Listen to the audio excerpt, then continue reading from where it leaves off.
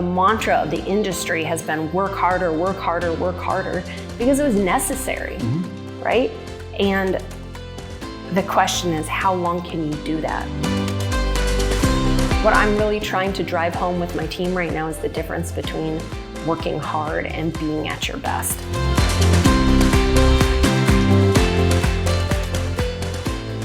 Real estate professionals, welcome back to the RMG Agent Podcast. I'm your host, Reed Moore, and as always, I'm here to impact, empower, and encourage you in your real estate career.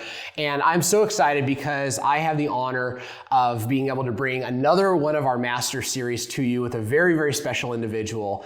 Annie Bjerkestrand and I have had the opportunity to work together for well over a decade now. She is the CEO of RMG Real Estate Network and is responsible for over $1 billion in sales. Was an unbelievable top producer and now leads other top producers as they grow their real estate career. So I'm really excited to hear what she has to say. It's going to be super valuable. As always, if you want more from us, go to rmgagentpodcast.com. You can get the action guides, you can get our webinars, you can get all the other goodies that we put together. And personal favor to me to keep us being able to impact, empower, encourage people, like, subscribe, and share this with somebody you love or who is struggling or who's doing super good and just needs that extra boost of motivation. So with that, Annie, welcome. Hi, thanks for having me on here. Of course. It's amazing it took us this long to do it. That's my fault. I'm really excited about this because not only have we worked together for a long time, which has all of the challenges that come with longevity in relationships, but you're one of my best friends. And so this is just awesome for me. So thank you. Cool. All right, so I'll start this off. The Master Series is really me having the opportunity to interview people that, number one, the gift of being able to do your own podcast is like, these are people, yeah, it's pretty cool. These are people who I deeply, sincerely believe should be listened to in our industry. Right? There's some people that have a lot to say, and I don't always know that they should be listened to. But so that's my own selfish piece of it. But the other thing is that we interview people who have done this for a long time. And the reason is that there's not just a shiny object that you figured out, 2 days ago and you want to share with the world. It's that you've had the longevity to have your success, go through lots of hard things and overcome those hard things and all the things that I think are really important for real estate agents who are going to turn this into or are in the middle of this being their profession need to hear. So with all of that said, no pressure. No pressure. No pressure. What is the reason that somebody should listen to you? Oh man, it's over this fast. I guess the main reason is that I've done it myself, and also now I'm doing it through other people, and that's really difficult to do. It's hard enough to do sales and to do that at a high level just yourself, and then it's even more difficult to do that through other people. Yeah, it is. So what was the reason for you making that transition from not solo agent, but from direct sales in real estate to leading other people? There's a lot of answers that go into that, as we've talked about. The one that I joke about is that I'm an introvert, and it was eating me alive, right? That many appointments every day. Yeah. I was working with sellers, and so, sitting down, having coffee and pouring into each other and learning about the story of the house. And, that's very emotional. And that was taxing, doing that day after day after day. And it's important work that affects people's lives. Yeah. And so that's usually the first, I'm like, I'm an introvert, I couldn't hang. Sure, right? Yeah. But the reality is that there was people around me that I wanted to see them level up, and I wanted to see them grow, and I could see that there was a future that was more exciting and bigger and better if I could just get in there and, put my hands right on the company and start to work that. Yeah, it's a love for people, I think. It was a love for people that made sales so taxing for me, and it's a love of people that moved me into leadership as well. One of the things I got to experience watching you move through the company into eventually become the CEO is I got to watch the ideal of leadership, which is that ideally, you're not giving somebody a title. Ideally, you're looking around and watching who people follow. And is that person somebody who's not just influential because they're charisma, but they're somebody that they should follow? And so I got to watch you actually become the leader far before the time that you had the title of leader. What do you think people saw in you that caused them to want to follow Annie and to know that Annie cared about them? Wow. This might be an exposing story for you then. Oh, that's okay. We do vulnerability on this podcast. I guess what comes to mind is that, initially I was quiet in the office, very shy, very I'm not going to speak up. My husband's an extrovert. I'll just let him do all the talking.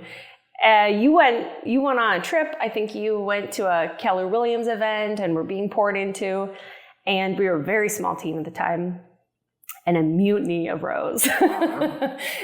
Somebody that we knew and loved had gone to another company. And so, the 4 or 5 of us started talking, and I'm looking around the office, and before I know it, everyone's starting to decide, maybe we should go over there. Maybe we should, maybe we just take the leap. We can do it while he's out of town, And I was panicking. I'm like, oh my gosh, he's not even here. Like, if we're going to stab him, it should be right in his chest, not his back.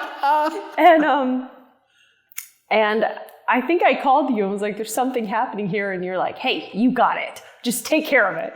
I gotta go. I'm like, oh my gosh. And so I got this big piece of sticky note paper, and I went through your P&L stuff, and I found out how much Boomtown was, and how much this CRM was, and how much Top Producer was, and the cost of the TC. And I broke this all down the best I could without ever looking at it before, so I'm sure it was terrible. And I realized at that point, this was in 2011 or 2012, that it didn't make sense for a team member to leave the team unless they were netting more than $77,000. Mm-hmm. And if they were netting more than that, they should leave because I had no other context yet. I was so new in real estate. I had no context yet for why they should stay. But I did know that the 2 people who had joined recently and were newer, but the best on the team at the time, were netting just under that, right? It was early in the year. So I wrote this all out, everybody, and I had to take charge because I needed to change. I needed to right the ship just until you got home. And I went through this whole thing, and the group was like, oh, okay, I guess we're staying here for a while. And that was the end of it. But I had stayed up all night, trying to figure out how to do this. And I realized after that, okay, that's what stepping into it feels like. And the team was a little surprised. They were like, well, that quiet, mousy girl's kind of obnoxious about where we're going next, but I guess that's where we'll go. And that was the start of it. Awesome. So thank you, by the way. It was probably more traumatic than I thought it was actually, the whole thing. Yeah. The good old days were also the hard old days. Okay. So you started doing that. You were selling a ton of real estate, and you started transitioning into leadership, which of course, there's a lot of people in real estate that when they feel like they're getting burned out on sales, they think leadership is the next logical step, only to find that it's actually harder, not easier. What was your experience in now, planting your flag around helping other people grow their sales careers? Well, I was doing both for a long time. And so I had, clients is probably the wrong word, but I had more than just sales clients now. I also had, agents that I was pouring into. And so I went from, 20 clients to 30 of them, and all of them needed, my best, or at least I thought they did. Mm-hmm. And that was really, really difficult. It's difficult to do both. You can do either one at a really high level. Mm-hmm. And if you're in the in-between phase, you can do both at a good level. Yeah. Right? But once you get to a certain size, once either of those gets to a certain size, you can choose to take your sales career to a much bigger level, or your team. Yeah. But it's really difficult to do both of those at once because they're competing for your one thing. Right. And so I had to transition out of sales fully into leadership. And what I realized was that all of the skills I had learned in sales was exactly not exactly, but pretty darn close to what I needed in leadership. Because what a seller is going through when they're selling their house, they're excited, but a lot of times, like, they're going through the mourning phase, especially if they built that house and their memories in that house, or they're selling for a reason that they don't want to. That's real life. And agents are going through that every day while they're trying to help other people. Right. And so I felt like I got a crash course in humans before I got a crash course in humans again. Yes, yeah. I love that, because I think that sometimes people see sales and leadership as two very different things, but there are so many commonalities. It's sometimes just this framework, right, where people get really, really good at leading their clients and having empathy for their clients and guiding them to the next logical step. And on the listing side, especially being able to have hard conversations. All of those things transfer over to leadership if we're thinking about it that way. Absolutely. I remember the first time I had called you. My business I had so many DFTs all at the same time, and transactions falling apart. And I was just really frustrated. And you said, because you were just such an empathetic, great leader for me at the time, you said, it sounds like you're not leading your team very well. I was like, it's just me. Like, what are you talking about? You said, no, it's not. You have 7 sellers or 10 sellers, whatever. And you were like, who else is on your team? I'm like, no one, you're the leader. Like, this is your fault. You jerk. Yeah. And you're like, you have a photographer, who else? I'm like, oh, like, I've got a lender and I've got buyer's agents and I have a transaction coordinator. And I realized that I thought I was just by myself, but I had a team I was leading. And the second I realized, like, oh, it is my fault, like, I need to lead people in the direction I want them to go. Yeah. Right? As someone in sales, I was able to do more because of that. But it's leadership in anything that you're doing, right? Which is like, oh, duh, of course, we all know that. But making the jump from like, I'm a leader to like, it's all my fault. Yeah, oh my God. is owning that leadership. Yeah, that's a huge one. And I also was just thinking about how many times you didn't stab me, which I'm also grateful for as we went through our early learning stages. Okay, so now you've been leading for a very long time at a very high level. Thank you. And so we're talking to real estate professionals. The market has been challenging for many different reasons for many different years. Now, maybe for the last 2 years, it's not been only challenging, but it's been challenging, and the monetary side of it has been challenging, right? Like, when we go back to the COVID years, we all thought the world was going to fall apart in real estate, and it did the exact opposite, and that was hard for different reasons. So hard. But for the last 2 years, we came off of that, all the fatigue that built up in agents and in our profession, to all of the things that are happening now. What are you finding is helpful in leading agents now? Like, what are the mindsets or the skill sets or things that you're working on developing in agents to help them succeed? Thanks for asking that question, because I love this topic, because it is all about mindset right now. And it's, like you said, it's been a hard few years for sure. After COVID was just this amazing year in sales. But what we mean by amazing year in sales was that there was so much business that people had to work around the clock. Right. Which you are happy for, that you have that much business, but it also burns you out. Sure. Right? And if you step back, you're failing people, so you can't. Right. And that led right into years where the market was very constricted and a lot of fear crept in. Mm-hmm. Yeah. And so the mantra of the industry has been work harder, work harder, work harder, because it was necessary, right? And the question is, how long can you do that? And so we're in another year that is tough. All the industry changes, everything with the settlement that changed, the constricted market. Some markets are better, but people are approaching sales differently than they ever have before. Buyers and sellers are.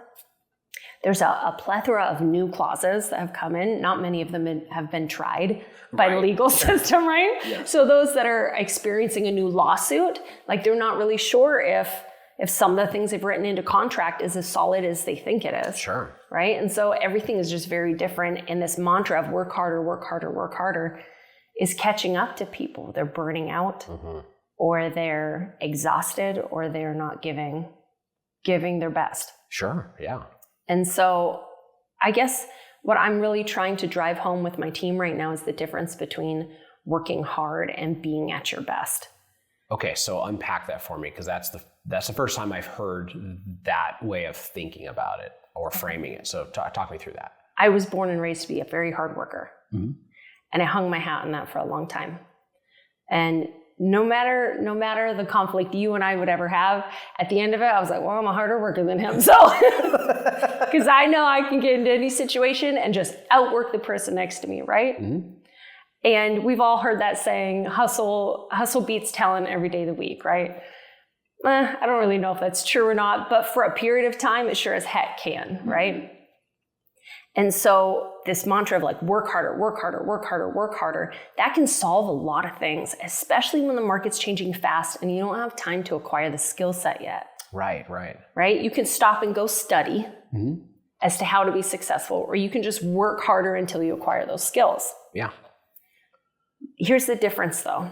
The difference is that one of them is much more painful and taxing, and you don't get as far as fast. Okay. Now, that's not to say it's not valuable. Being a hard worker is so valuable. Yeah. But being at your best is a whole nother experience. You're a runner, right? You're in all sorts of not a fast one. You run fast enough. I'm a plotter. That's not true. Plotters don't do Ironmans. Okay, so you're an Ironman plotter. Yes. Okay. So you've experienced, you go out on a run and you're putting everything into it, right? And maybe you're trying to do a personal best, right? So you're clocking yourself, and it's painful, right? You feel it in your lungs, even if you've trained, and you just muscle through that race. And you know you did well because you tried so hard, but it was ugly, right? It hurt. Mm-hmm. But you ran your butt off. So you're still proud about it. Yeah. Then you've gone for a run where you catch your stride. Yeah. Okay. Right? Mm-hmm. And it almost feels like you're running on a cloud. It's still painful, right? But it's a different kind. Yeah. And you realize you're going fast, right? You know what I'm talking about? You can hear the wind. Yep. And your steps are so long and they're turning over so fast, and you've caught your stride. Mm-hmm. And maybe this is because you have trained a lot up until that point. Maybe it's because you got a good night's sleep. Mm-hmm. Maybe it's because you're very distracted, so you're not paying attention to your body. Yeah. Right? You're just out there and your body's like, oh, finally, your brain's giving me a break. I can do what I want, right? Right, yeah. But you see a runner on TV and you're like, or you describe your kids, cross-country race, and you're like, oh, he just really caught his stride. It was awesome to see. Yeah. And when they're done, they enjoy it, right? Mm-hmm. Yes.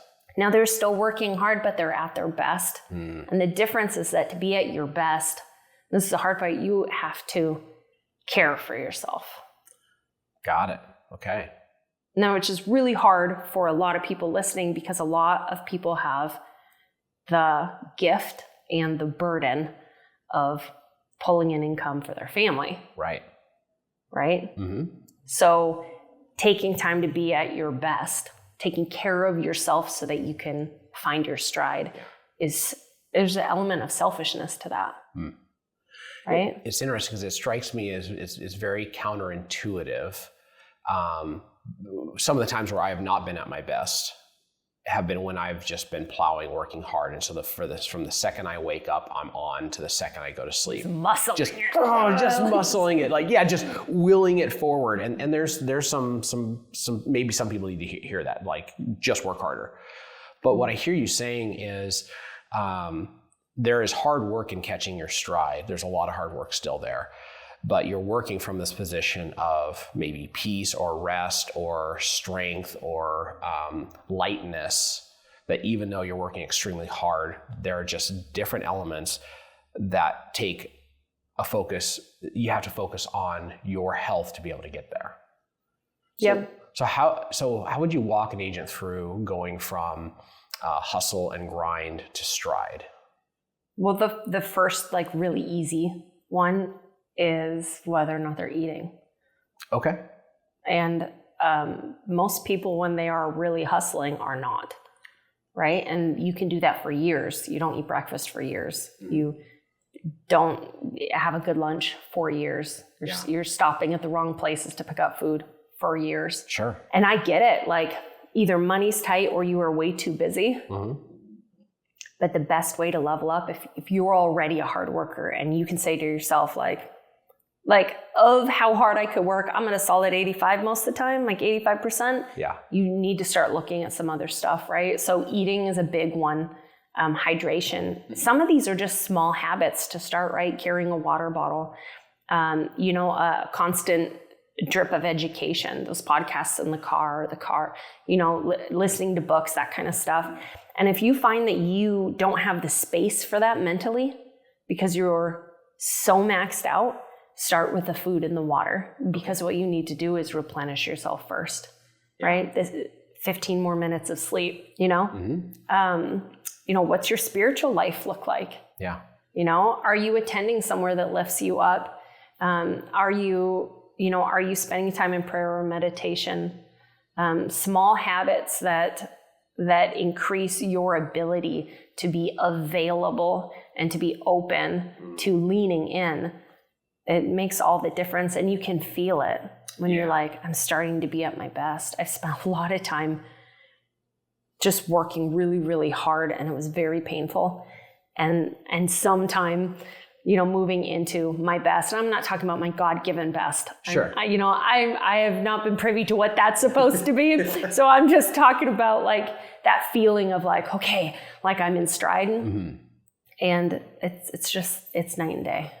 I love it. And just even thinking about the feeling of just work harder all the time, it doesn't take into account that you can log more hours and you can be, they can be very, very compromised hours, right? Emotionally compromised, mentally compromised.